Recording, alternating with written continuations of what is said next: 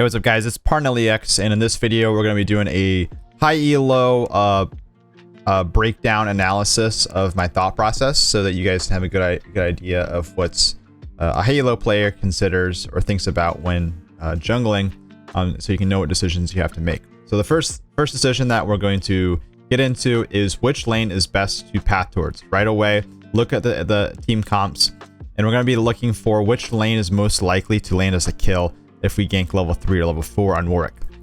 Garen obviously is very hard to kill. Cassante is not going to provide too much damage, so that's not a very good lane to go towards.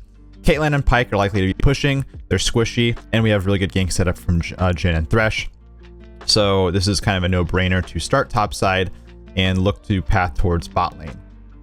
Second step, we're going to be looking to see where the enemy jungler decided to start by paying attention to the minimap and also using logic. So in this case, like I said, Cassante Garen is likely to be, a pretty boring lane. They're both tanky and it's easy for them to avoid ganks. We can assume that Udyr is going to consider the same thing. But as you can see from the minimap, Garen shows up late to lane by running around the corner, and that just kind of gives away that Udyr is starting red buff. Most likely, unless he's doing some kind of fake leash, but a fake leash wouldn't really make sense considering the lanes here. Third thing we're going to consider is clearing efficiently. We're thinking about how can we just clear a little bit faster. And there's a couple things I do here. First of all, I'm kiting towards the next camp. That way, I'm not moving. Like I'm using my movements while clearing so that I can save a little bit of time, a couple seconds there. And I'm also doing a couple attack speed mechanics in Warwick that are really not a big deal, honestly, at the end of the day, but just something that I do. Fourth thing, we're looking at the mini map to just this is probably gonna be the most important step actually in the jungle in general, is just looking at the mini map while you're clearing. So yeah, I'm still trying to focus on clearing efficiently and everything, but I'm trying to look at the mini map, see if there's any action. I spot that stuff's going down in bot lane. I noticed my blood trail, which helps me, want to go towards that. And because they're low and their lane is pushing in, as we can see, they're going to be in a really aggressive position. I know that I can get behind them right here and pull off a solid gank on the Caitlyn. And I'm going to focus on the Caitlyn because she's just the easiest to kill. She doesn't have an escape. She's squishy. And also, she actually has the most damage. And in that scenario, she probably could potentially turn on us if I don't focus her first. So that's really good to look for. So as you can see right there, we're going to be looking to push out the lane, the wave, look for crab prowl right afterwards. We noticed that Talia got caught out, and we're not going to follow that up because we just can't really, we can't actually do anything to help her. So we'll just take the crab and leave. And well, we're actually thinking about recalling here because we have our Tiamats, but because she dies and no one's here to cover this mid wave and we're close by, we might as well just pick up this extra gold and XP, because if you're in a if you're farming a full wave as a jungler, it's worth 2 jungle camps. So you might as well if you have the opportunity. We're not gonna push it out. We're gonna make sure that her wave is good for her so that she doesn't fall too far behind. But like I said, we have enough gold for Tiamats. We want to get for Warwick in particular, you definitely want to get Tiamat ASAP. If you're not going a Tiamat build, you don't need to go this way, or you don't need to, obviously recall for Tiamats, but going a Tiamat build, it's very, very helpful. In this situation, we actually have a bit of a decision. As we can see, top lane, there's some action going on, but bot lane, we noticed that Caitlyn and Pyke were pushing in, and they're definitely looking like they're in a more killable position. So that's why I path bot lane here. And once again, I'm just my focus is on who is the easiest enemy to kill. In this case, it was obviously Caitlyn. She did have to burn flash, but we still got something out of her. If we focused Pyke, he probably could have eat away without any issues. And we're just going to go ahead and go back to our jungle. If you have nothing going on in the jungle, just farm. When in doubt, just try to farm it up. I'm going to go ahead and just try to grab my buff here. And then I'm looking to just do a straight up full clear if nothing happens. Once again, looking at the mini map, I noticed action bot lane through the mini map. And I also noticed a blood trail, so that makes me want to look bot, and voila, stuff's going down. I'm able to come down and help secure another kill on the Pyke. And I don't think I'm able to, or I don't think I really need to actually push out bot lane here. I don't need to like help super a ton. So we're gonna go ahead and try to punish in some way, and probably the best way in this scenario is going to be just counter jungling, because we do have lane prio. Enemy bot lane's dead, and I think that like I could go for dragon, but because I'd be stuck in the pits, it actually is really risky, because if like Udyr comes, I would just die. Whereas if he catches me there with on Gromp, I had the blast cone to just walk to and escape, so wasn't really worried. That was just going to be my that's just what I decided to go for instead, because it was much safer. In this position, there's no reason to farm to greed if you're winning. So once again, we're looking to farm, but we do see on the minimap actions happening. We pan our camera over here, and we're looking to rotate because we think that we can actually kind of help out in this scenario. If it was like a play that obviously wasn't going to work out, we just wouldn't go. We would ignore the play, but we know that we can actually potentially help. And crab is spawning, so we want to grab the crab just because it's close by. Also because it's a neutral camp. It's like, you know, like Udyr can obviously take crab pretty easily. He can't take my camps very easily, so we're gonna focus on the taking the monsters that are kind of like lowest or highest risk for us first. Not really highest risk, but like highest risk of them, you know, being taken away from me, stolen away from me. And yeah, once again, we're always looking for kill angles. But like kind of the mindset on Warwick in particular is just, and this play actually doesn't work out. For some reason, Twitch is just super fast here. I don't know how he's just blazing speed. I know that pops Ghost here, but like, what the heck is going on? I decided to just push out the lane because no one else is in the lane. This means that I get gold. And yeah, Talia doesn't get gold, but obviously Twitch doesn't as well. And Udyr has to actually cover in order to make this somewhat of an even trade. I know that I'm stronger than this Udyr, so I'm willing to kind of challenge him and get in his face a little bit. And that's why I'm actually going over to this Raptor camp, is I just know that it's not going to be a problem. I know that if Udyr does try to fight me, well, Twitch is coming, so I'm not actually trying to fight him, but I know he can't like really like get on top of me, because I can just fear him away, or walk away, fear him away without any issues. So we go back to our jungle. We notice that we're really close to our Hydra, so we're going to just try to power farm and get to this power spike. We're not really looking to force any plays here, because we're just really close to getting our item. You'll actually notice in a second that I do make a mistake of trying to make a play without spending my gold, and it's actually just great proof of the lesson I just said, where you just want to just make sure you get your item. It's okay if you're not making plays for 30 seconds, if it means that you're just like 3 times as strong. So I feel pressured by the fact that Udyr, you know, just made a play bot lane, and I want to make a cross map play. There's actually 2 decisions here. We can go for Rift Herald, or we can go for a kill on Caitlyn. So what would you pick? Well, I picked the kill on Caitlyn, and as you can see, I just didn't have enough damage, and Udyr was obviously close enough to be able to respond. So this meant that I just got caught out and died. I also missed all these mid lane minions. And of course I missed out on the opportunity to kill Rift Herald, so it just did not work out. And you want to make sure that you're not going for any like super greedy plays. Like it was pretty straightforward Herald there. There's no way they can contest me there, and Herald is actually worth more than a kill. So I really don't know what I was thinking in that scenario.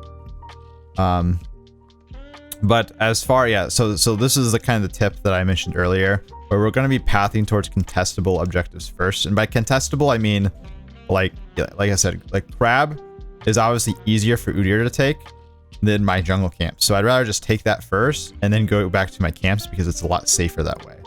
But because we do you know, the Udyr did die trying to make a play bot lane, or trying to take a fight bot lane, we're going to just punish by taking the Rift Herald, because no one can really contest us. If like the mid laner, if the Caitlyn over here tries to rotate towards me, or Garen for some reason Garen can't rotate because he's just getting pushed in.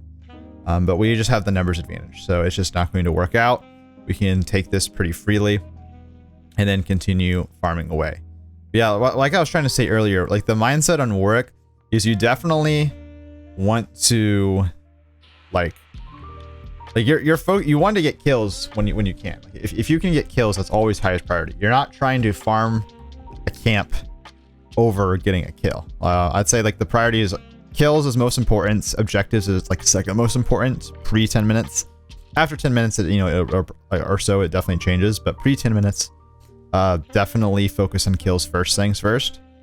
So you're always looking for opportunities. But if nothing just feels like certain, if a play feels coin flip, then you're going to go ahead and just avoid that. You want to just play safe, play pretty stable, and farm if you can. Try to farm efficiently. In this scenario, this is actually a perfect example, by the way, of I know like. Granted, he just got nerfed, Tiger Udyr. This was pre-nerf Tiger Udyr, by the way. And Warwick just shreds him. Or doesn't really, I guess, shred, but like... I don't get shredded by Udyr, and I can fight him back very, very easily. So, in case you guys have been struggling with versing Tiger Udyr, there's you, like, two-shotting you. And, I mean, Warwick is just one of the best counters in the game to Tiger Stance Udyr for... that reason right there, because he can't really fight you back unless he gets ahead. If he gets ahead, then obviously he can probably still just one-shot you, but your E reduces a ton of damage and then you're able to heal it all back, and then he just has no damage left, and that's why it's just really, really good. So after, clearing mid lane, getting that kill, we're going to continue trying to farm here. Notice how I intentionally am going out of my way to go all the way towards the Krugs. That way we can path from bot side to top side linearly. We don't want to do any back and forth. We want it to be a very like just smooth transition from bot to top. Usually, of course, if we see a gank opportunity, we might change our setup. Like for example, if like Garen's really low right now, we could just go straight to Gromp or something, and then just farm the Gromp and see what's happening. But for the most part, we're going to be looking to do a very linear clear, going from one camp to the next, and we're not going to be skipping any camps along the way. That way, it's a very smooth process. I guess the only like difference would be like if like sometimes you want to take the buffs first, but that's just kind of like if you want the buffs, generally speaking, like at the exact moment. And I think this is basically going to be essentially like kind of the end of tips for this video. Now we're just going to focus on just gameplay. Let me know what you guys thought of providing some analysis there. I want to try to do more stuff like that. I'm not sure how to go about it, so we're trying out this strategy or this I guess video style. But instead of just ending the video right here, I figure we might as well just show off the gameplay, because I think I'm fed right now, so I want to show off what happens when I get fed on Warwick. And I honestly cannot remember off the top of my head what exactly happens this game. As you can see, we're going Divine Sunder build into their comp, which is going to turn out pretty good this game. But once again, similar to like earlier on, we noticed that Udyr and Garen are top side, but Cassante died. I can't really. I mean, I guess maybe I could 1v2 there, but I think I'd rather just take this Mountain Drake, and we're going to be playing towards our strong side. That's nothing I really talked about in this video, but playing towards your winning lanes is usually going to be your best recipe for success, because playing towards your lane that's losing just means you're more likely to int and not really get anything done. And like in this case, it's like, if it's a Garen who's ahead, I don't actually know if he is ahead, but yeah, he's not even really ahead. But like Garen's not going to 1v5 anyways. That's not a 1v5 champion, so it's not really a big deal. Even though the champion can definitely be annoying. And yeah, I just kind of want to just skip to the team fighting right now. We got, oh yeah, we actually tried out Sork Shoes this game, which I have been running a little bit more recently. I think Sork Shoes with Divine Sunder in particular. I don't go Sork Shoes with anything else, but if I'm going Divine Sunder Ravenous, I like the Sork Shoes to be able to burst squishies below half health a lot quicker. I think CDR boots are still also good, but I think that if you think that you can just like get people below half health really, really quickly, if you really value that, then going Sork Shoes can do that, because you get a little bit more burst with your Q and your ultimate as well. And yeah, I mean, we're just kind of fed this game, so making stuff happen. Yeah, farming when nothing's going on, when action is happening. we go in. In this situation, wait, I can't remember what happened. Did I die here? Oh my god, I completely forgot about that one. That was a bit of a rough that was a rough play. Oh yeah, this was the game my Jin was complaining. So my Jin was complaining there, but like I just got CC'd a bunch. I got like, I don't know what happened. I got chain CC'd there. So it looks really, really weird, but it just didn't work out. Yeah, I remember this one. This Jin was like, I don't know. He was complaining about random stuff that he had no right to complain about. But we're going towards Spirit Shoshin next because it gives us CDR, movement speed, and just really insane stats. I really love Spirit Shoshin, by the way. It's one of my favorite items on Warwick. As like a third or fourth item, because it's just, I don't know, it gives Warwick really everything that he wants. Even though the item is expensive, the expensive factor doesn't really matter considering how good the build path is. So you never actually feel like the item's expensive. That's literally like not an issue. And once you complete it, it definitely feels really, really good if you value building a lot of CDR. And yeah, right now we're just gonna, we're doing some counter jungling, because we can take over the jungle versus Udyr. We got the Herald that we can drop, and we're just trying to just finish this game as soon as we can. Play ends up, we can't really push any further. Go for another dragon. I think we already got 2 dragons here. This right here is a Sork Shoes. A Q auto brought Pyke below half health. Like, see, like that's so good for Warwick because of the fact that a lot of your stats are really invested in your W attack speed. So being able to get that in is definitely pretty nice. It is, I guess kind of sus. That was a zoning ultimate right there. Perfect example of a zoning ultimate. But it's a little bit sus against champions like Udyr and Garen. But I was aware that Udyr was going to be going a glass cannon build this game, so I knew he was going to be pretty squishy. And Garen, like, yeah, Garen's going to be hard for me to kill, but he's usually hard for me to kill anyways, so it's not really like going to change too much. So that's why we're going this route. Coming up here, trying to help out my Cassante, who starts smurfing a little bit. And I think, oh yeah, we have our ult coming up. We got Ghost, so we decided to just pop the Ghost. We know we can make this chase happen. And like, look at that. That damage is just awesome right there. That damage right there is awesome. I do get a little bit kind of stuck in an awkward spot here. This is also another pretty good example of the, yeah, you can see the Sork Shoes damage. I do overextend there without my teammates. So I should have just backed out after getting that 1 kill on the Twitch.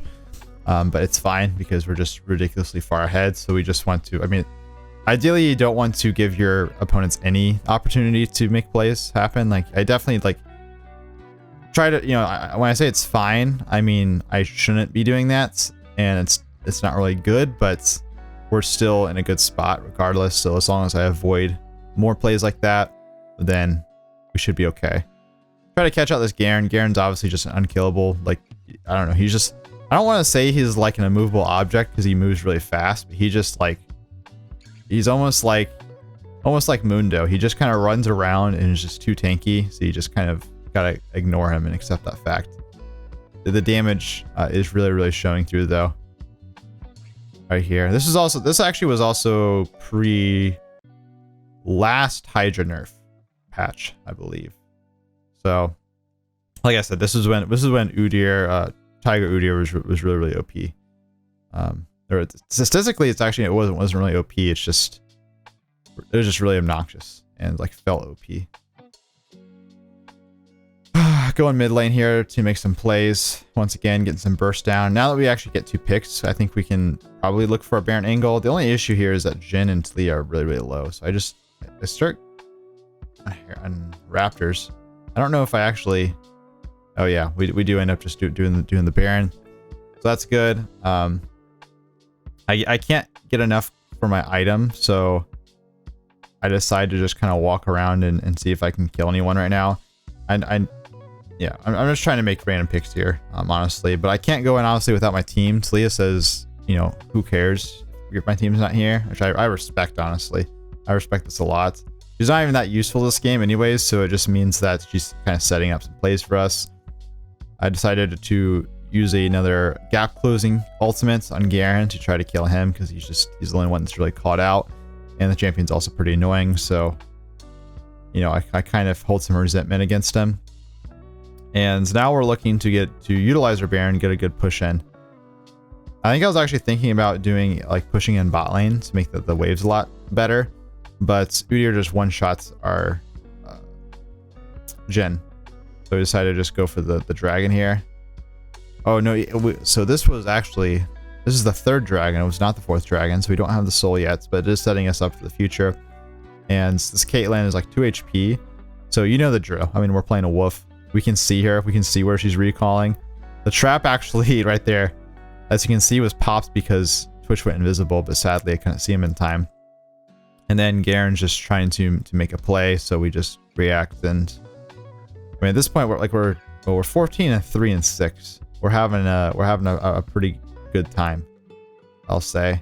I think my next item is probably going to be Death's Dance or something like that. Can't exactly remember. The damage though, like obviously I'm really far ahead, so that's why the damage is so big. But even against like champion who still has some sort of tankiness, like Udyr there, it's just getting shredded by me. And that's why I love this build. You get a ton of burst. If you're playing against really tanky teams, then you definitely don't want to do it because the burst is not going to matter. Your DPS is not going to be as good as it could be. So that's when you won't be wanting to go Bork. But obviously, like I said, only Garen is really tanky this game. Everyone else is not very strong. Caitlyn randomly does half my health. I don't even know what the hell that was. I know she's going like lethality build, but that was kind of interesting. Oh yeah, so I decided to actually go Bork this game in order to have some shredding power on the Garen and the Udyr. At least, well, the Udyr I'm already kind of shredding, but I want to have more shredding power. And versus the Garen, I would like to have just kind of, you know, have some kill presence on him. But obviously the game's over at this point. We're killing the Nexus. So, you know, GG. And yeah, let me know what you guys think of this video format. I'm always trying to try out new things and make my videos better.